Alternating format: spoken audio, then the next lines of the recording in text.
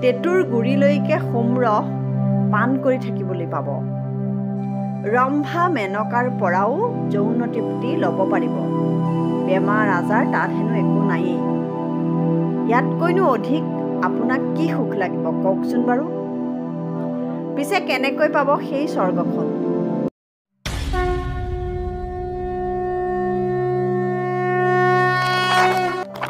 নমস্কাৰ, YouTube channel Gitartha কথনলৈ আপোনাক স্বাগতম জনাইছোঁ।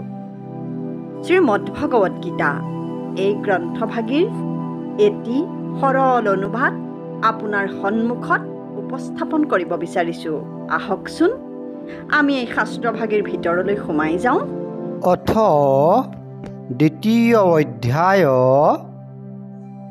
শ্লোক সংখ্যা 42। ইয়ামিমং পুষ্পিতং ৱাস্বং প্ৰৱদন্ত্যবিপশ্চিতঃ বেদবাদৰতঃ পাৰ্থ নৈন্যদস্তিতি বাদিনঃ। সৰলাৰ্থ: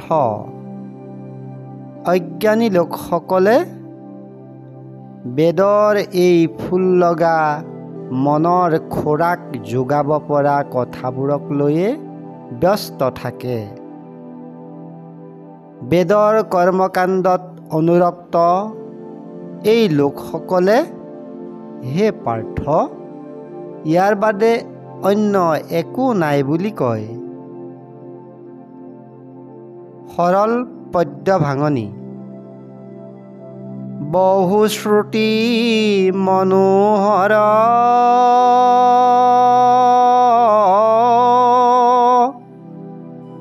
বেদ বাক্য আছে যত,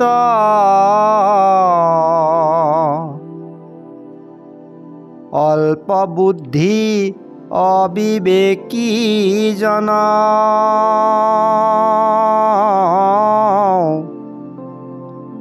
বেদবাদী কৰ্মকাণ্ডী শুনা হেৰা পাৰ্থ সখী। বোল আৰ নাহিয়াত ভিন্ন।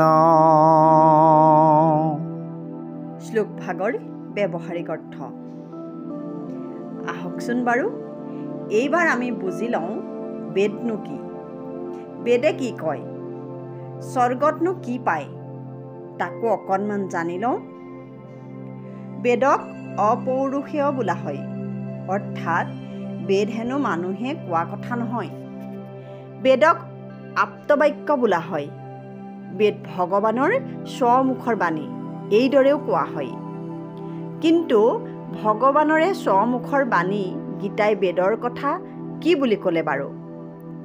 বেদৰ বাক্যবোৰ পুষ্পিতা অৰ্থাৎ ফুল লগা বুলি কৈছে। ফুল লগা মানে সাহিত্যৰ অলংকাৰেৰে ভৰপূৰ। এইটো হয় যদিও ইয়াত আৰু কথা আছে।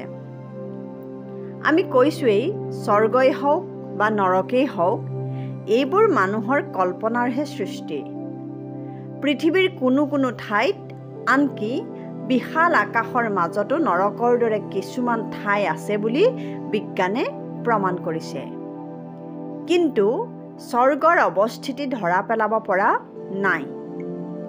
ইন্দ্ৰ আদি দেৱতাসকলক আমি পানী, বায়ু, জুই, বৰষুণ, ৰ'দ, পোহৰ আদি প্ৰাকৃতিক সত্তা বুলিহে ধৰোঁ। সিহঁত বসবাস কৰা স্বৰ্গভূমি এখন নাই। কিন্তু বেদে কৈছে আছে, স্বৰ্গ আছে। তাত নন্দন কানন আছে। তাত ৰম্ভা মেনকা আদি স্বল্প বসনা সুন্দৰী ৰমণীয়ে নৃত্য কৰি থাকে। স্বৰ্গত সোমৰস আছে। তাক পান কৰি অমৰ হৈ চিৰকাল অন্তহীন সুখেই সুখ উপভোগ কৰি থাকিব পাৰি। তাত ৰম্ভা মেনকা উৰ্বশীৰ লগত নৃত্য কৰিবও পাৰি। ইন্দ্ৰিয় তৃপ্তিও লাভ কৰিব পাৰি। মানে কেনেবাকৈ স্বৰ্গত উপস্থিত হ'ব পাৰিলেই হ'ল তাত অপাৰ পাৰ্থিৱ সম্পদেই নহয়, পেট পূৰাই তৃপ্তিকৰ আহাৰ সদায় পাই থাকিব। টেটুৰ গুৰিলৈকে সোমৰস পান কৰি থাকিবলৈ পাব। ৰম্ভা মেনকাৰ পৰাও যৌন তৃপ্তি ল'ব পাৰিব। বেমাৰ আজাৰ তাত হেনো একো নায়েই। ইয়াতকৈনো অধিক আপোনাক কি সুখ লাগিব কওকচোন বাৰু। পিছে কেনেকৈ পাব সেই স্বৰ্গখন? তাৰ বাবেই বেদৰ কৰ্মকাণ্ডৰ বিধানসমূহ দিয়া হৈছে। বেদে বিধান দিয়া অনুসৰি আপুনি অলপো ক্ৰুটি বিচ্যুতি নোহোৱাকৈ বিভিন্ন ব্ৰত, যাগ, যজ্ঞ, পূজা পাতল পালন কৰিব লাগিব। বেদত বিধান দিয়া আছে যে স্বৰ্গ লাভ কৰিবলৈ জ্যোতিষ্টোম যজ্ঞ কৰিব লাগিব। চতুমাৰ্য ব্ৰত পালন কৰিলে স্বৰ্গত গৈ সোমৰস পান কৰি অমৰ হ'ব পাৰিব। মন্দিৰত নিজৰ কন্যা বা বেশ্যা তিৰোতা কিছুমান দান দিলে দাতাই সূৰ্যলোক পাব, ইত্যাদি ইত্যাদি। এয়াই হিন্দুসকলৰ বেদৰ আপ্তবাক্য, অপৌৰুষেয় বাক্য, স্বৰ্গ লাভৰ উপায়। এই স্বৰ্গখন অৱশ্যে আপুনি আপোনাৰ মৃত্যুৰ পাছতহে পাব। পাবনে নাপায় সেই স্বৰ্গৰ পৰা আমাৰ মৰতলৈ আকৌ উভতি অহা কোনোবা এজনক লগ পোৱা হ'লে সুধি চাব পাৰিলেহেঁতেন। পিছে আজিলৈকে কোনোবা আহিছেনে ঘূৰি? নাই অহা। আহিব জানো? নাহে। তাতে বুজি লওক কি বুজা উচিত। কিন্তু যিসকল লোক বেদৰ এই কৰ্মকাণ্ডসমূহত যাগ, যজ্ঞ, পূজা পাতল, ব্ৰত উপাসনা আদিত অনুৰক্ত হৈ তেওঁলোকৰ বাবে সেইবোৰ কৰ্ম কৰি পৰকাল স্বৰ্গবাস কৰি অনন্ত সুখ সম্ভোগৰ বাসনা পূৰণ কৰাৰ বাদে পৃথিৱীত অন্য একোৱেই নাই। আন সকলো মিছা। এয়াই বেদৰ পুষ্পিত অৰ্থাৎ মন ভুলোৱা বাক্য। এই মন্তব্য অৱশ্যে ভগৱান শ্ৰীকৃষ্ণৰহে, এই অধমৰ নহয়। আপুনি যদি এই স্বৰ্গখন বিচাৰে তেতিয়া আন নহ'লেও নিজে সৰ্বশান্ত হৈ বাটৰ ভিকহু হ'ব যে পাৰিব সেইটো খাটাং। শ্লোকভাগে কৈছে যে বেদত বহুতো মন ভুলোৱা কথাও আছে। অজ্ঞানীসকলে ইয়াতে ভুল যায় আৰু বেদৰ কৰ্মকাণ্ডীসকলেও তেওঁলোকক তাকে কয়। ইয়াৰ বাদে অন্য একো নাই।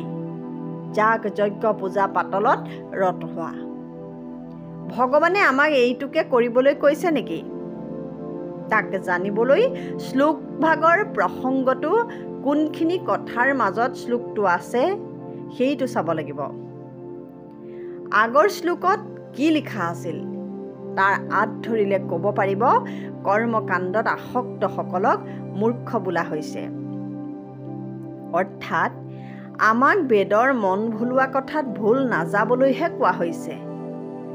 আমাক সেইবোৰ আওকাণ কৰি অন্তৰ্মুখী হ'বলৈ, পৰোপকাৰ কৰিবলৈ, নিষ্কাম কৰ্ম কৰিবলৈহে উপদেশ দিয়া হৈছে। সেই দিশ চাই ক'ব পাৰি যে বেদৰ বহু কথা এক শ্ৰেণীৰ মানুহৰ চলনাহে, ভণ্ডামিহে। আমাক সেই ভিক্ষাৰীৰ সপোন সদৃশ স্বৰ্গখন কল্পনা কৰিবলৈ মানাহে কৰা হৈছে, নহয়নে বাৰু?